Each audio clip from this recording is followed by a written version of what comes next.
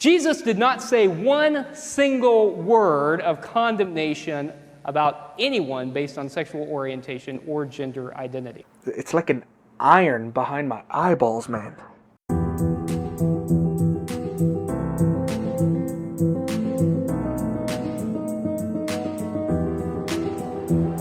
You know, one of the reasons that I came to University Christian Church, one of the reasons that I moved to San Diego, is because I wanted a congregation that knew who it was.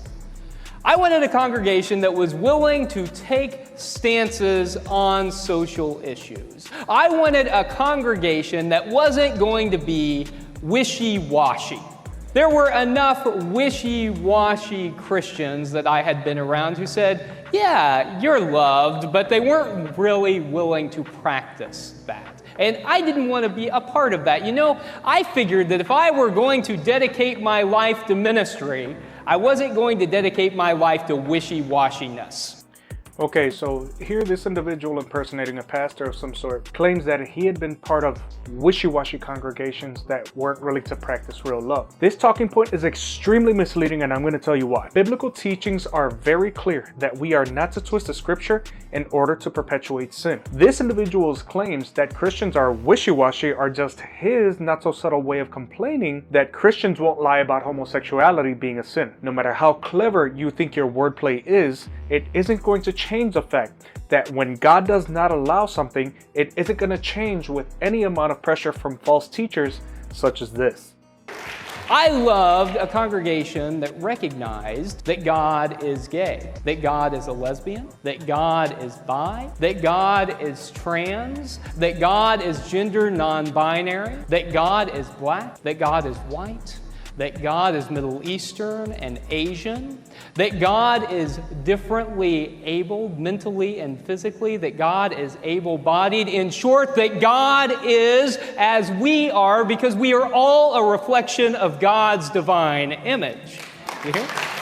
Now notice how as he's blaspheming God, he ensures that he classifies all homosexual behavior before actual people, as if being homosexual is equivalent to being black, brown, or Asian. It's not. Not to mention that this gentleman says that God is gay and lesbian and all these other ridiculous statements, right? Well, here's the problem. Homosexual actions are condemned and frowned upon by God as early as the book of Genesis. So, to assert that God is capable of being homosexual is to say that he is capable of the very sin that he finds detestable. God made Adam in his image, and he made Eve from Adam's rib. Adam was a straight man. Associating God with the sin introduced to the world by Adam and Eve due to Lucifer's interference is laughable at best. The purpose of Scripture is to read God's love, and we could have a whole class taking those cherry-picked verses, those proof texts, and I could tell you one by one why those are taken out of socio-historical context, but I don't need to, because the only thing we need to know is that if we are reading the Bible in such a way that we are not discerning God's greater and more inclusive love, we are reading the Bible wrong. Now, I find it beyond hysterical and heretical that this has become such a popular talking point among progressive Christianity.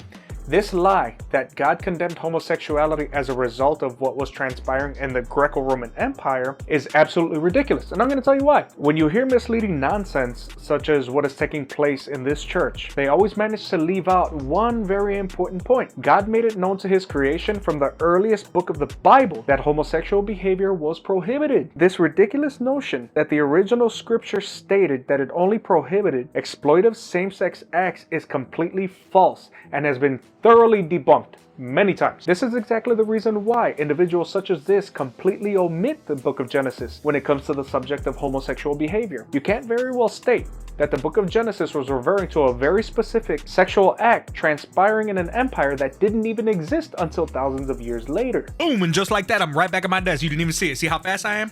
As always, guys, be safe, be good, be blessed. I'll see you when I see you. And remember, tomorrow's not promised to anybody. Have a good one, guys.